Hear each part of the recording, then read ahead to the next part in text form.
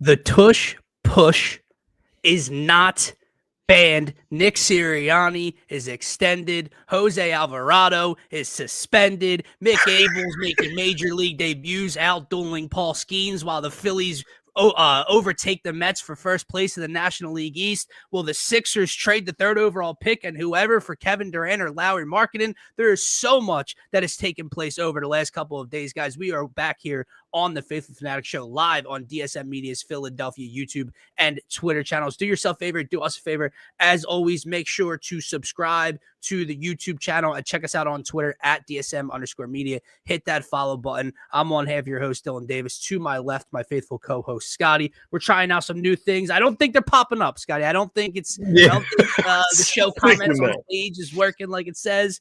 StreamYard never goes easy, but happy hump day, my man. And what is going on? Yes, sir. Happy hump day. But yeah, I was just, my bad. I was sitting there looking at that, trying to see if it was working. Does not seem like it is.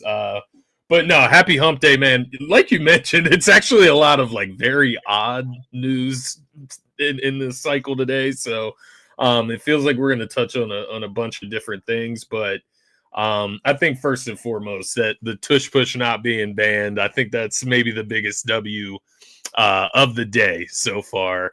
And it's more like, it's not that I couldn't live without it, man.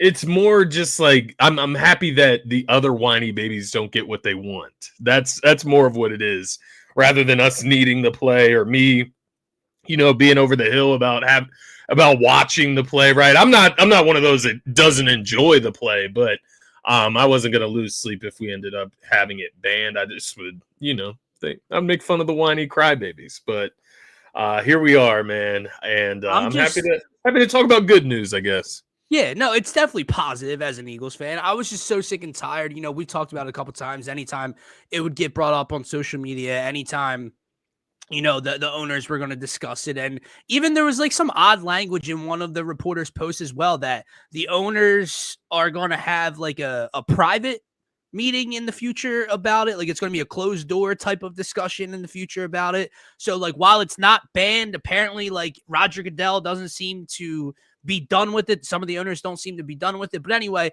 it's just a huge one of these. And as Jeffrey Lurie evidently said today, it's like a teenage boy's wet dream because we basically created a play, perfected a play that is so good, so dominant. It helped us achieve the ultimate goal in winning a Super Bowl.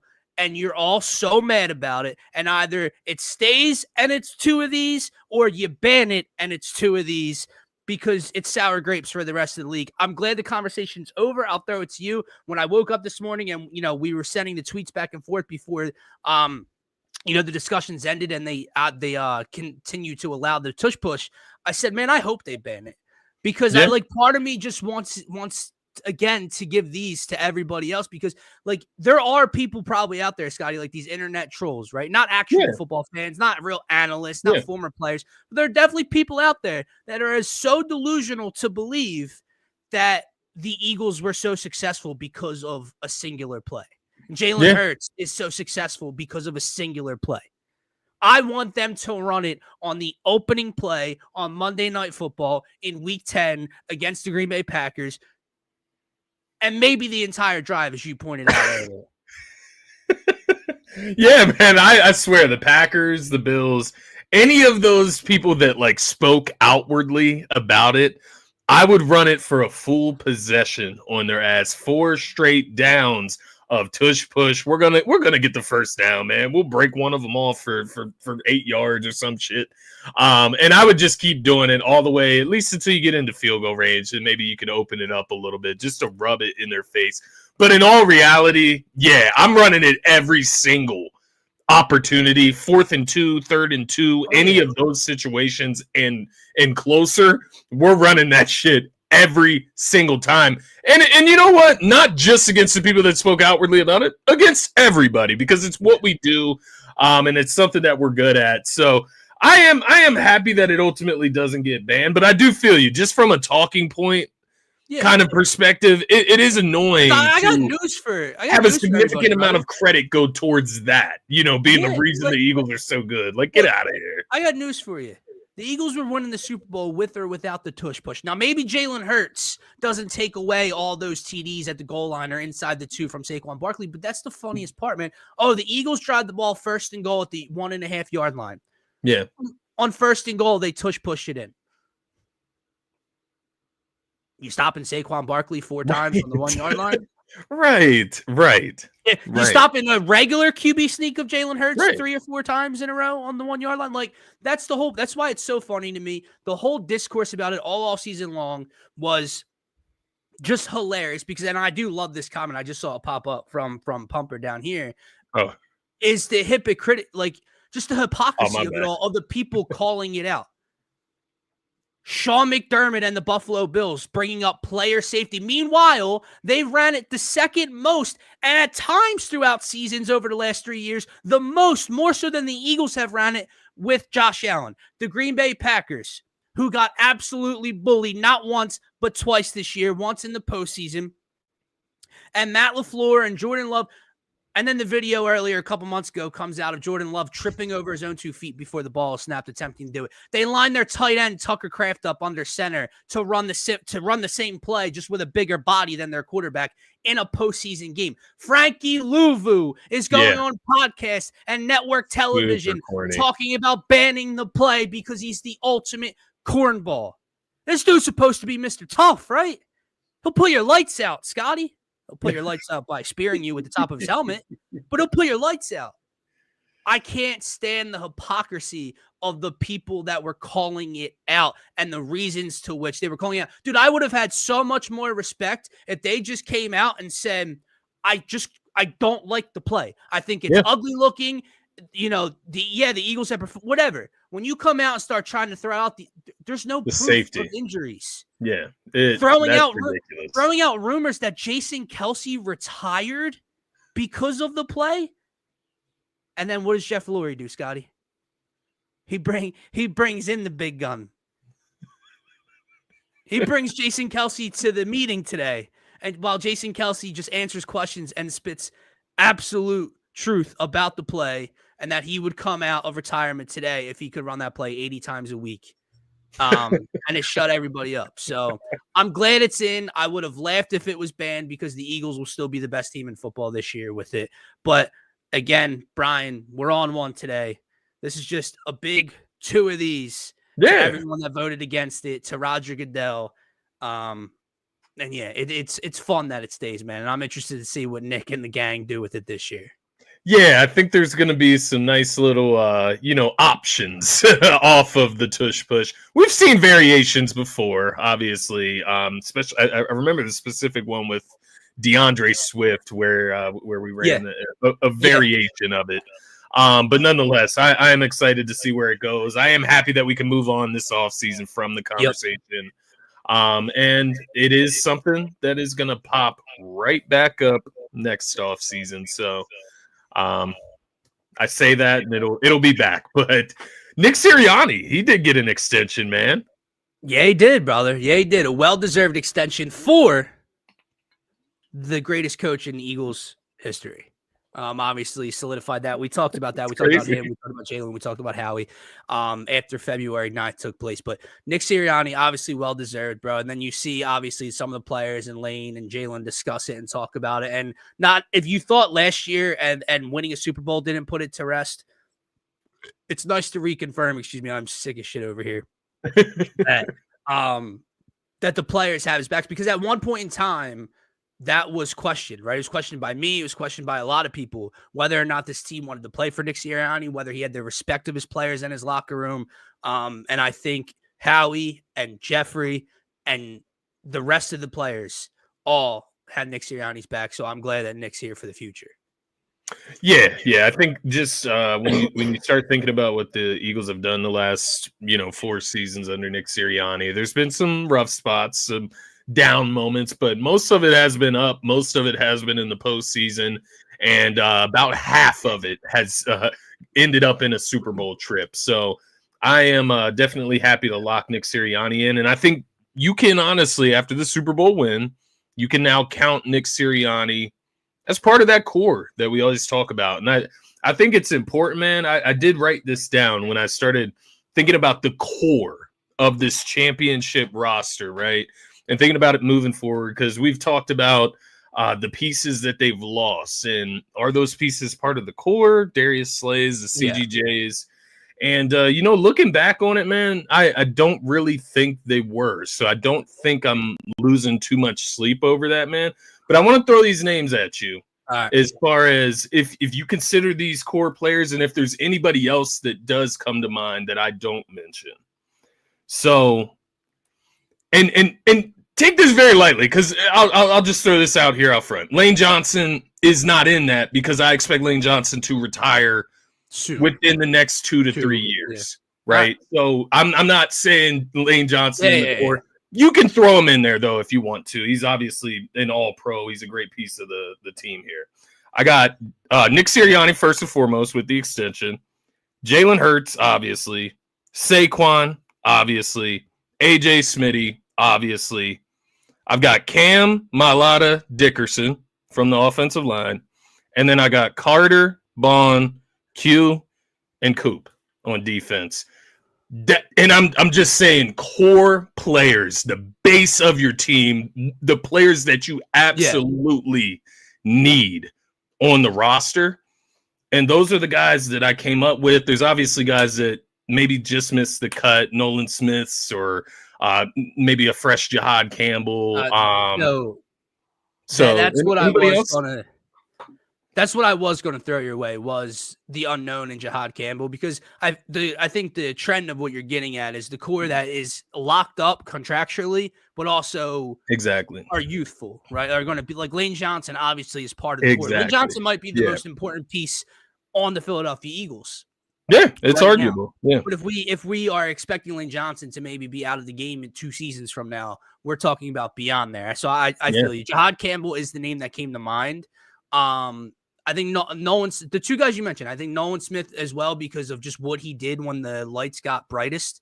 In the postseason. What did he? How many? 4.5, 5 sacks in the postseason, breaking the Eagles that is fair. record for most sacks. So, those 2. That's probably it, right? Like, Nakobe Dean has so much unknown with the health risks, and if they're even going to be bringing him back, in a year or 2 from now, whenever that contract ends up. Lane with the age, I would agree. I don't. Like is Reed long term? Like I know he's got the exciting Whites pod. I know he's not a bad, but he's a good player. I'm not trying to eat my words on Reed Blankenship. He's a good player.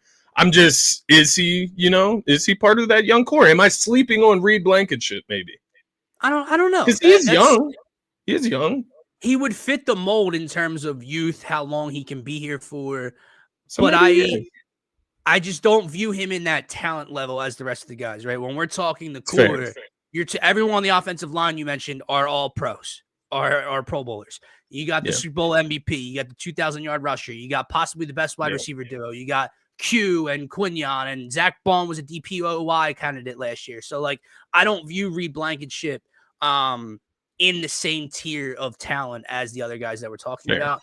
But the youth and contract could match up coming up. But I think you got it. Jihad Campbell and Nolan Smith would be the only 2. But I think to piggyback off of your point, off of you writing that list down and Nick's contract extension, brings back my humor of this offseason, which is people talking about how much the Eagles have lost. And the core that they've lost nothing to the core. The biggest piece they were theoretically going to lose to this core in the now was Dallas Goedert. And Dallas Goedert is back for next season. Yeah.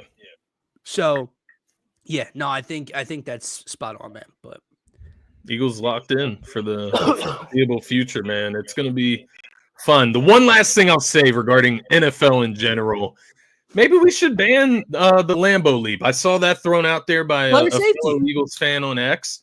It's dangerous. It's dangerous for fans. It gets fans involved. That's dangerous. You don't know what the fans have in the stands. That's dangerous.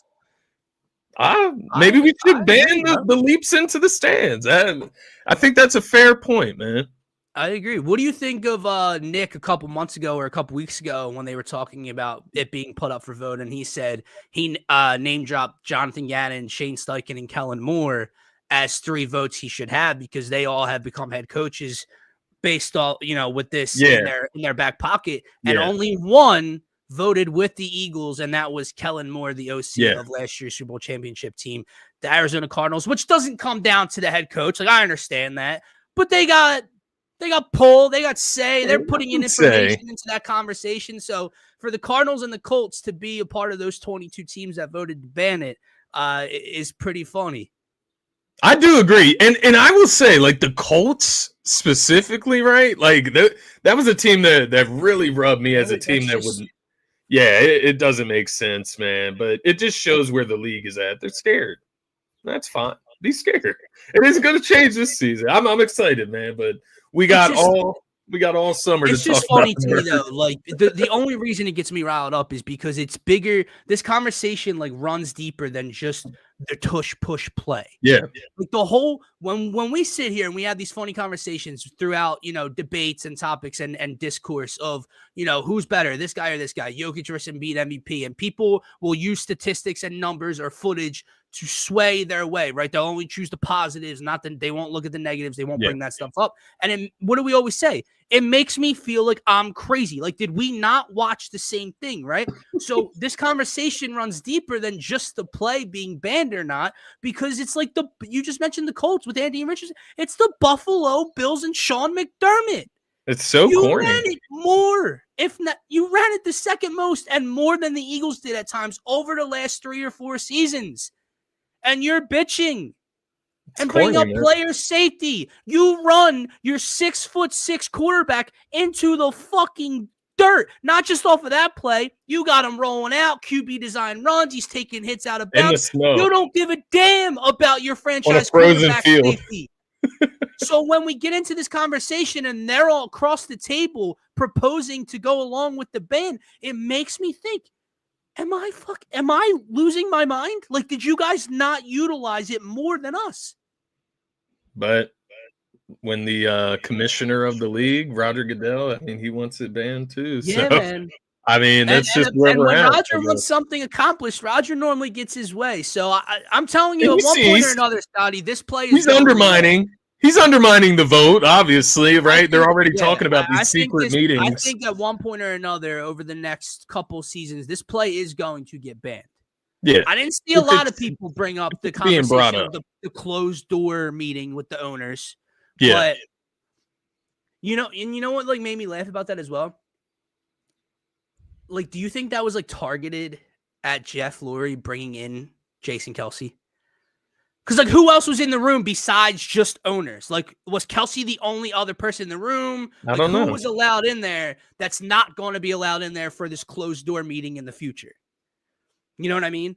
Yeah. No, it's interesting. It's interesting. But like you said, I think Roger Goodell, he will not stop until he gets it banned. Like you said, if he wants something to happen, he will go to extreme lengths to do so.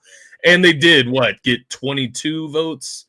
So they only needed two more. Yeah. So I mean, you just got to sway 2 more teams. All that takes is us kicking 2 of those teams' ass this year in the field and running the tush push 4 or 5 times for touchdowns on them, and then all of a sudden they're voting against Lions it too. Were the only team that the Eagles play this upcoming season to vote with us.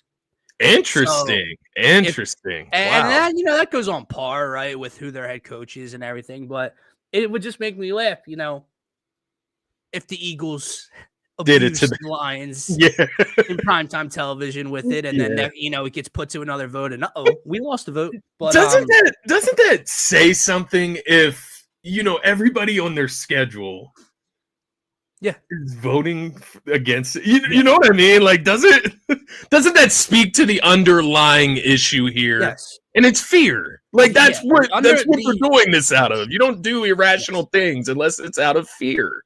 Look, and that's clearly what this is. Everyone with any grain of common sense, whether they're an Eagles fan or not an Eagles fan, it is as simple as this. It is not an issue of entertainment. It is not because it is boring or looks like a rugby play. It has nothing to do with player safety. No. It simply has to do because one team perfected it and won a Super Bowl off of it. Were we hearing too much about the tush push when the Eagles got their shit rocked in Tampa Bay in the wild card round last year? No, and I think they ran it all the same over the last 3 years. It's a great point. But they had the ultimate success, and now that's what we get.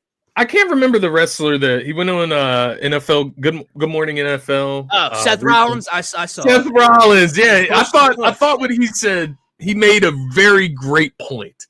These guys are running around on a field, sometimes in frozen, below freezing weather, in metal helmets and pads, running into each other. We're talking about player safety. How about they just not play then? Yeah. Like, it's so ridiculous, bro. It really is. Like, it's a ridiculous conversation.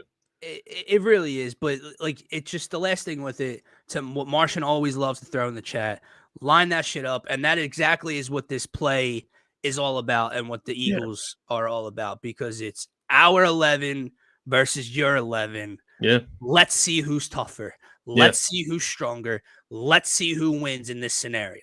You know it's coming. If you don't like it, stop it. If you don't like it, don't allow them to get first and goal at the 1.5 yard line. Don't allow them to pick up 9.5 yards on the first 3 plays at midfield. Play better defense on the first 3 plays, and you won't be put in those scenarios. So that's all right, man. It's all right. We're here to stay. We'll open the offense up on them a little bit this season. We'll give them what they want to an extent. I'm sure, but we will. But here, Brian throwing the great segue in the chat here. He says Ace Bailey, no matter what, for the 76ers. So let's transition into that 3rd overall pick that we discussed last week on Friday's show. And there's been some articles that have been released, right? And Brian put one out that he saw on Twitter. And I'm like, Brian, who are you following on Twitter that threw out this ridiculous conversation? It was a legitimate source from like Yahoo Sports.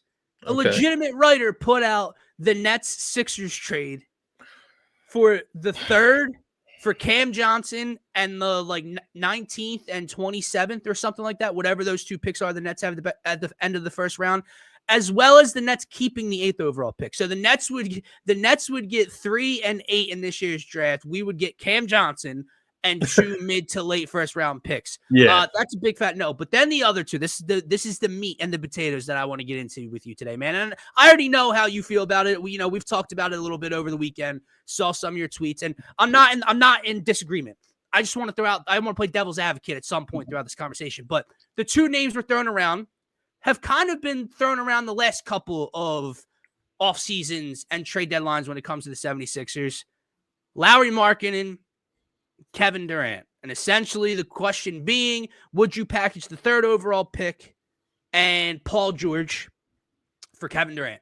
Would you package the 3rd overall pick and Paul George for Lauri Markkanen? Now, obviously, Markkanen, Kevin Durant, bit of an age gap disparity between the 2 of them. One's Kevin Durant.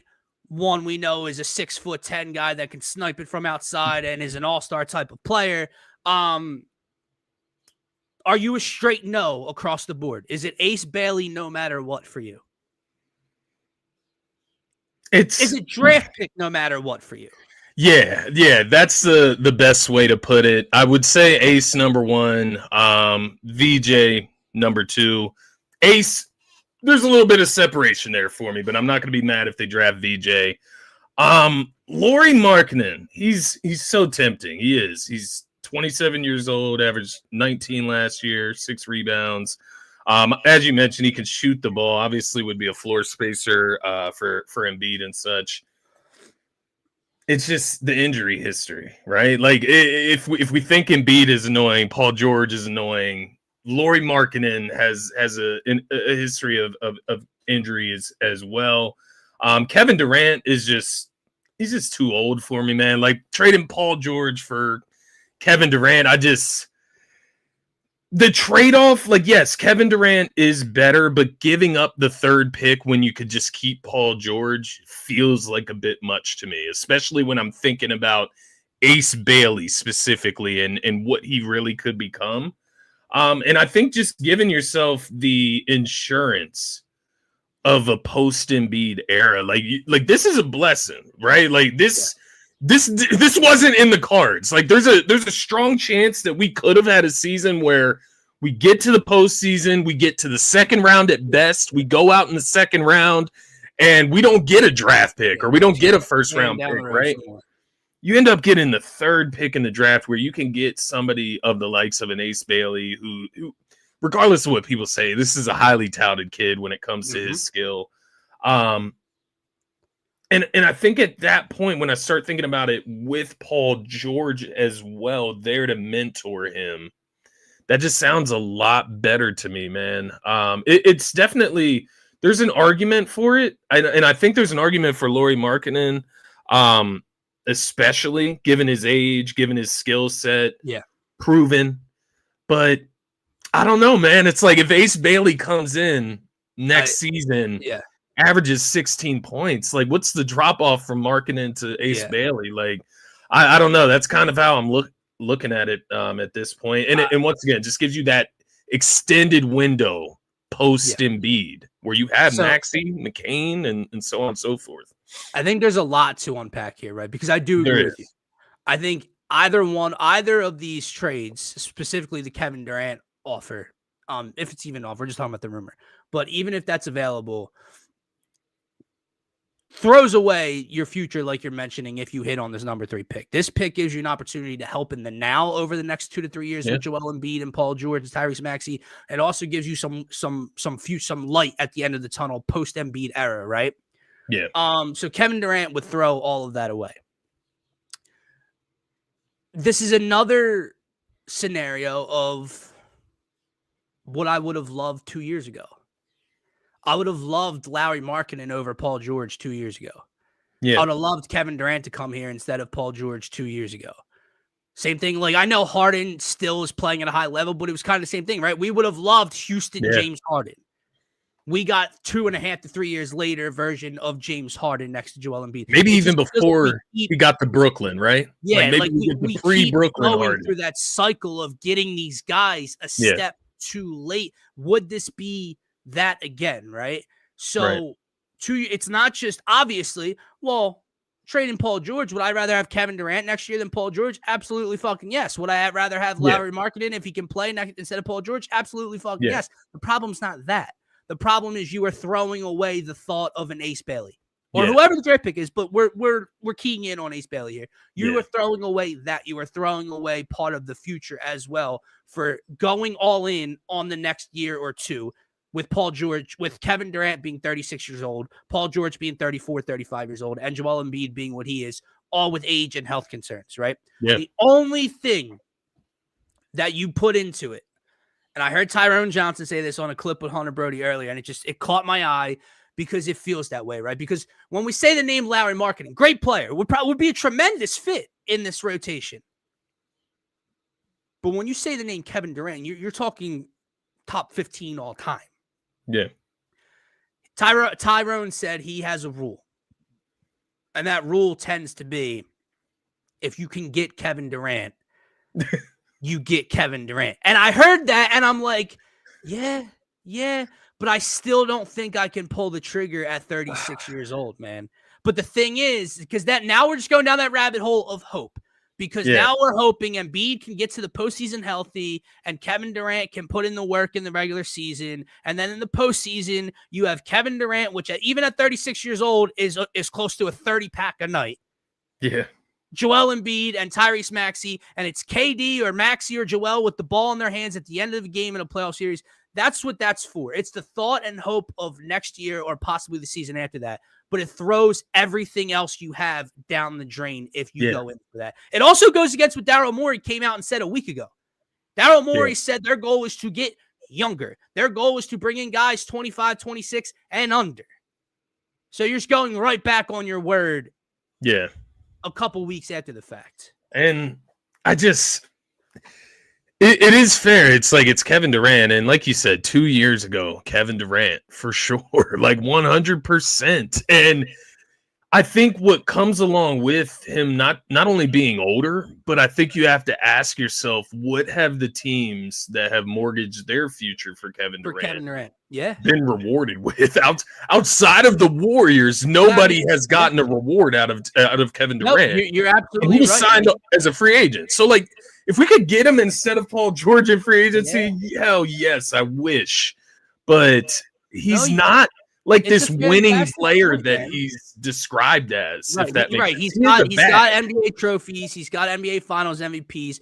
You played on arguably one of the greatest franchises ever. Yeah. You played with the Splat. You know what I mean? And that's a much younger version. So not to take credit, super credit away from him. And let me ask you this. The two teams that he's been on since he left those Golden State championship teams, right?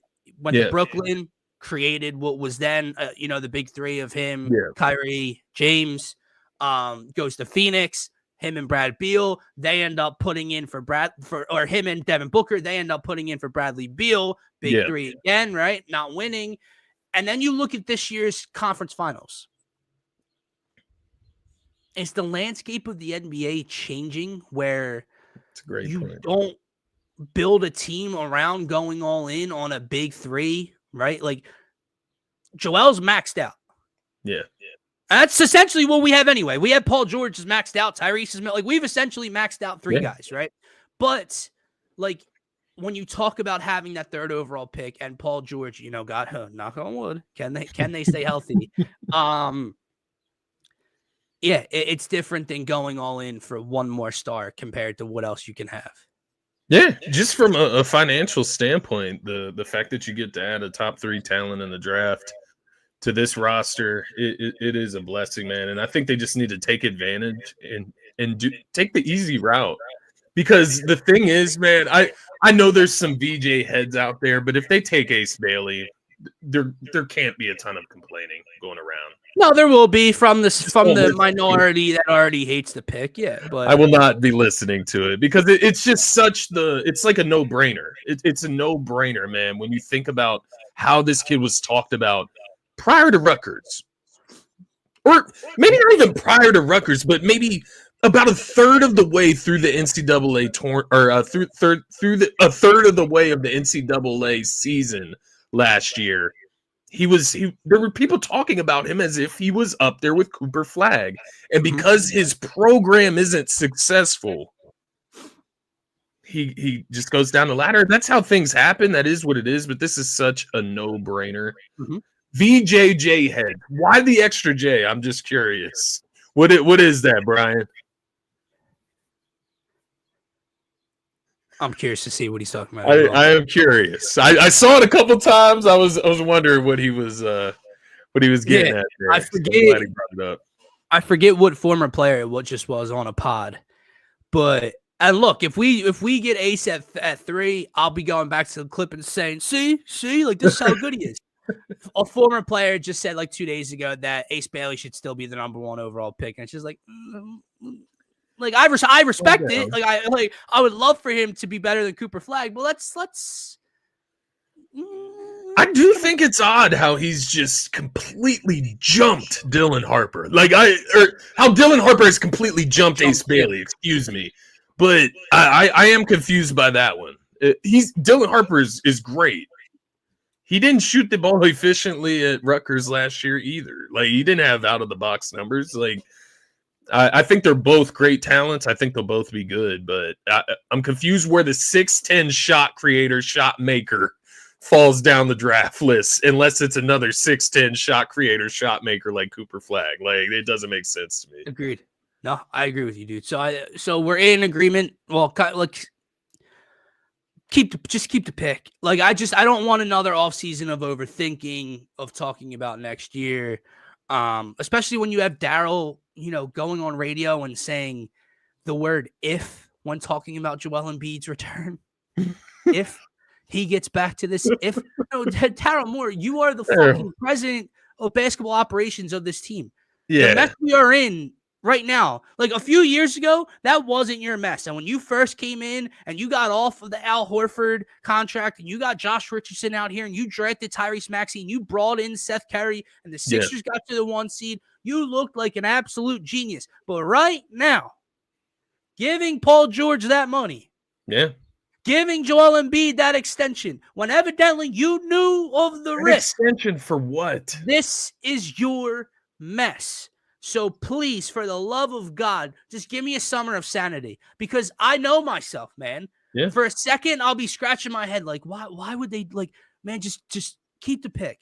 But then the summer starts to go on and Kevin Durant's in a Sixers uniform and him and Joel are taking pictures together. And Maxi's getting in, and you see them running in the summer, and you're like, "Holy shit! Here we go!" I don't want it. I don't want it. I saw a clip of Maxi hitting like 50 3-pointers in a row. Yeah, in training. I watched the whole clip too, man, because I was just like missing Sixers basketball. As sad as that sounds, but yeah, to your point, I'll be back in by the beginning of next season, regardless.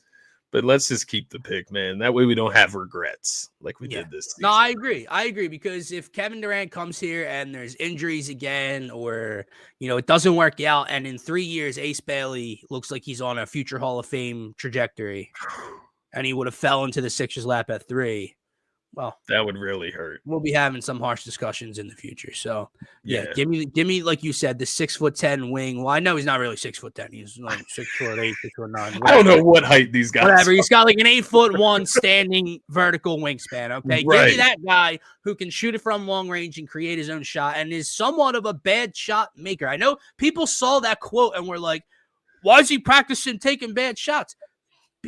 Because he had to. Because he played on the Rutgers Scarlet Knights with you and I playing around them who couldn't create. So it's interesting. Take that. Last part of the show, man. Yes, sir. Can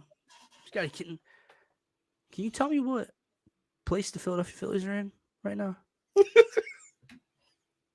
Can you tell me? They're in first place. Wild guess. First place. By a game and a half. Oh, man. Ooh. They're the first National League team to 30 wins. Only the Detroit Tigers beat them to 30 out in the American League. Jesus Luzardo put on a Cy Young campaign right now. Mick Abel makes his debut last Sunday. My God. The future is exciting when you see that, when you see him come up and do that and go back and forth with Paul Skeens. Okay. Yeah. They've absolutely. won 5 in a row. They're 30-18. They have a game and a half lead on the Mets.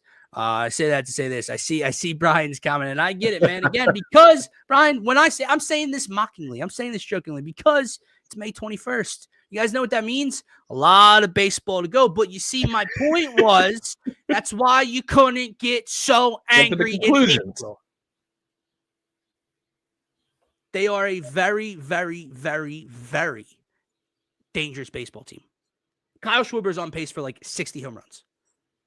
60. He has come here in his early 30s and somehow has developed himself into an even better player, a more dangerous hitter than he was in Chicago, in Boston, in Washington. He is unbelievable. Oh, that guy Bryce Harper. He's hot. Oh. Trey Turner. He's hitting like 320 something over the last month plus. Scotty. Brandon Marsh is hitting like 350 since multi-hit games. Multi-hit games for Brandon Marsh. No, man. I feel it. I feel it. Even with the Nola situation, as crazy as that is, right?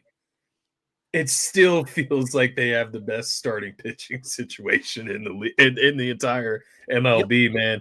Mick Abel, that's just like a plus. Like, we were calling Andrew Painter a plus. This is like a plus. Yeah. If he can give you anything close to that, right? Like going forward.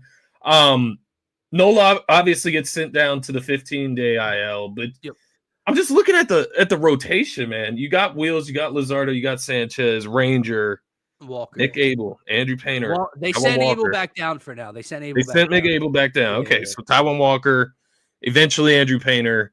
It's good to have options, man, but nonetheless, it just feels like Nola's situation isn't hurting them too much right now. But can it going forward? I guess there's an argument there that it could. Because you're going to have to play him, right? Once he comes back from the IL, he's going to have to play. He's been paid. Just have to hope he snaps out of it. But the rest of these guys are playing some really good ball.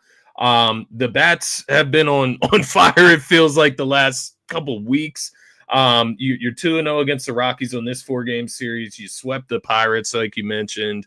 And guys are just coming out with like there's so many guys that did it across this last stretch that I can't really name. You mentioned Bryce, you mentioned Schwartz, but there's a ton of other guys that are raking right now. Bohm has a couple multi-hit games mixed in there.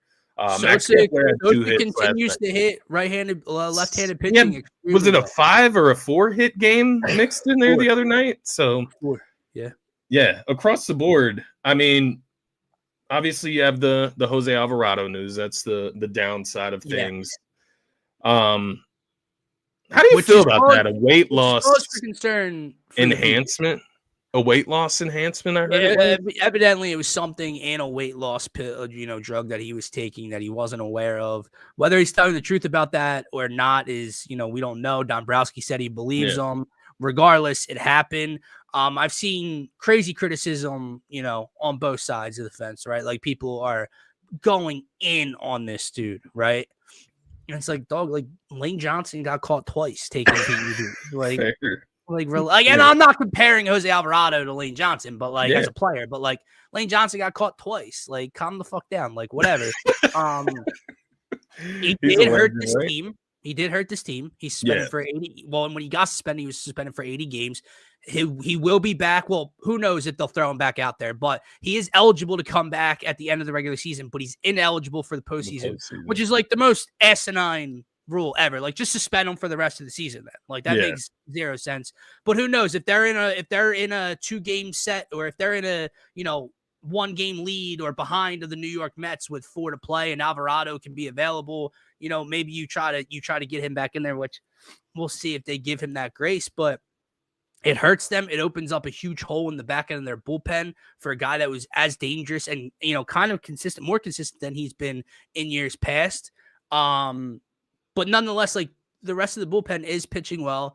They're going to make, like, now it's like they are going to make a move, right? They are going to do something. Because I think I even saw Bryce talking about it in a post-game interview, and he sounded very definitive about them going out and getting another arm in there. They are going to do something. But I will say this, man, that's the biggest negative that's taken place in Phillies world, in over a week. There's 2 things that continue to stick out to me about this team, which I can take from now and look into the postseason. Because all we can do is not get too high, not get too low over regular season baseball in May. But we can try to look for trends or for things that, okay, this is going to be useful when the lights are brightest, right? When you're in a 5-game series, a 3-game series, whatever.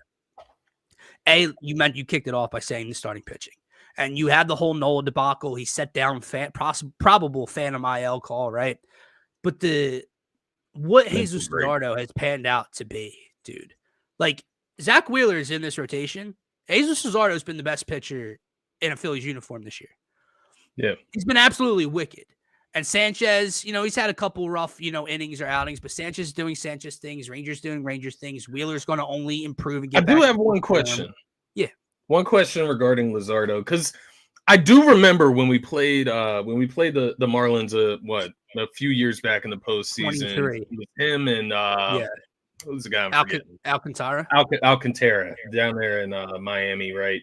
And I remember he was really highly touted. Like, what is his track record through an entire season? Because is this just a hot start, or is this something that we can just count on him? He's playing the best baseball of his career. He's throwing the best pitches of his career. Or is it something that maybe we should just hold off on throwing out the lofty expectations yet? I'm kind of curious there.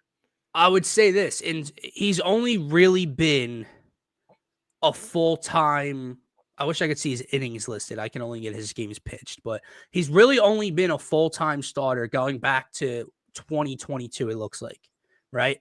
And in 2022, he posted He was 4-7 on a bad Marlins team, posted a 3.3 ERA. In 23, he pitched 32 games. So that was the coming out year, right? When we played against him in the postseason. Yeah. He was 10-10 on that year they were actually a playoff team, so their record was pretty good. With a 3.58. Then he got hurt in 24. He pitched 12 games, had a 5 ERA. The thing with Jesus Luzardo, the trade for Jesus Luzardo always was the youth and the upside. Yeah. And I think that's what you're getting. Now, again, he's only pitched in 10 games. How does this look in August? How does this look in September? How does this look in October at the bank or on the road, right? Yeah. But what you're getting was kind of I guess you can call this the ceiling, right? Like, this was the absolute hope, because you don't want to say he can't be better, but can he be more dominant than he is? I immediately think of how Ranger started last season, for example. Now, Ranger suffered an injury that was a major setback for him, right? So there's some other things that played into that, but he obviously tailed off about a little under halfway through the season or halfway through the season. Yeah, in like June, I think is when late June maybe. So it's just that's where that idea comes from. I was just curious, but we'll see. He's been lights out, obviously, and then you throw in, Sanchez's kind of like quiet arrival the last couple of seasons, man. Now he's just a household name in this rotation. If Nola can just get it together, they're going to be the clear best situation in baseball. And I do think that he will, like, get it together. That's perspective based, right? Like, what does get it together mean? I think he does get it together. It's just, it depends on what your perspective of getting it together. Getting it together is, can you trust Aaron Nola in a playoff spot? Right. Can you trust Aaron Nola not to go out there and be an ace, not to be shut down in a game 2 or whatever, but can you trust Aaron Nola to go out there and give you an opportunity in a playoff spot? Yeah. And then the other question is, can he get it together enough to outgain the trust of the others? If you're Rob Thompson down the stretch, and Christopher Sanchez over the last 2 years has done nothing but show you how he can pitch. And Ranger Suarez, even though he's had his struggles, when he got that injury last year, when the lights are brightest, Ranger Suarez seems to shine, right? Yeah. If Luzardo keeps doing this and Wheeler's being Wheeler, where are you finding an opportunity for Aaron Nola to go out and start a baseball game for you against the New York Mets or the Atlanta Braves or the LA Dodgers in a 5 or 7 game series? You're just not going to find that opportunity. So getting it together, when you're talking like, can he outgain the trust of others, is going to be something difficult, and they would have to take a step back, man. But the other thing that they continue to do, that I continue to look at, right? Yeah. Is what they do to bullpens, bro. And I get it. Like, lately, it's been bad bullpen. Like, they're playing the Rockies right now. They played Pittsburgh. Like, I get it. But they've also done this against very good bullpens in the early parts of the year as well. But, like, last night they scored 3 in the 8th, I believe, in Colorado. And 2 nights ago in the they scored 1 in the 7th, 4 in the 8th, 3 in the 9th in a game they were losing 2-0 after the Mets had lost, right? You go, let's see, what do they do in this one? They got up early in Pittsburgh. And this one, they scored 4 in the 7th, 3 in the 8th against the bullpen. If you are able to hammer bullpen pitching like that late in the season, that's huge, dude. That's because that changes how you try to approach a starter in the postseason, right? Yeah. Like, and I know that's never been one of our strong suits, being patient, right? Not swinging for the fences, playing small ball in the past and postseasons. But you get a Spencer Strider. Yeah. Or, you get a Senga, your approach may change. Like, hey, man, we need to get to this bullpen as quickly as possible. Yeah.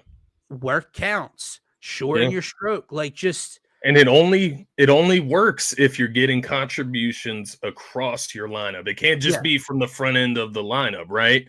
When you're getting contributions down the lineup, that's when you're going to be able to get to the bullpen and then ultimately take advantage of it, man. That's one of the big things that they just weren't doing early on. There was opportunities there. They had guys on base that they didn't take advantage of. They had very ideal situations to win games that they just weren't taking full advantage of early on. And now we're starting to see the run totals go up a little bit when they finally take advantage. It's fun because it's what we expected, and now you just have to kind of tame it, man. I'm getting used to the roller coaster of 162 games, man. You just got to tame it in, right? We're in May. But they're playing some good baseball, and they're showing very good signs, man. The Rockies, they got 2 more against the Rockies, right? In Colorado. Yeah, it's 4 against Colorado. 4-game series. So. Yeah, that's a good catch because I forgot that they play an afternoon game tomorrow. Well, late afternoon game tomorrow at 3. But because I was about to say they're going for back-to-back sweeps tonight, but they're not. Taiwan's on the mound versus this gentleman's last name is Palmquist, and he is 0-1 with an 11.25 on the season in 4 innings pitched. Carson Palmquist is on the bump with 0 strikeouts this year for the Rockies. So we'll see how that goes with the Phillies lineup lately, man. They're up to just under 5 runs a game. They're 7th in runs. They're 4th in hits. They're 3rd in average, 3rd in on-base percentage, 8th in slugging percentage, 6th in OPS. They're 17th in home runs with 50 of them, which is, a little below middle of the pack. But you got to remember, they started out slow as a power club. And when you have one of the league leaders who's tied with Ohtani and Schwarber in the middle of your lineup doing what he's doing with 17, you'll start to catch up in terms of those power numbers. But you have that offense along with a pitching staff that has the upside of 2 guys or 3 guys having a sub-3 ERA, you're going to have a lot of success. So they got to find a fix for Alvarado now that he's gone and won't be available in the postseason. Dombrowski will be active. Apparently, they already put a call on David Robertson, who's not pitching to start this year, but pitched very well last year out of the bullpen. So we'll see. We'll see how they attack it, brother. Got the Braves and Brewers later this month, man. So some big matchups coming up.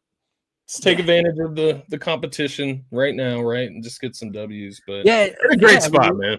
Great spot. When you look around and the Mets play again tonight against Boston, and Boston has Crochet on the mound, so that's another losable game for the Mets. You go out, you take care of business tonight. Now you're 2.5 games up on New York. Create some separation. And now you play Colorado again tomorrow. Maybe you're 3 or 3.5 games up on New York, and then we continue to snowball this thing as we get into June, which we know is when this lineup likes to really get it going. But guys, that is going to do it for this Wednesday edition of the Phaithful Phanatics Show. We will be back Friday afternoon time. You guys can find us on Twitter at DSM_media. Make sure to check us out. Hit that follow button and check out the link tree in our bio. Make sure to check out the YouTube link specifically. It's the best and only spot to get your thoughts and comments pulled up with us. So make sure to subscribe and share. Peace out, everybody. Peace out, D-Rab. Peace out, Pumper. And have a great rest of your night.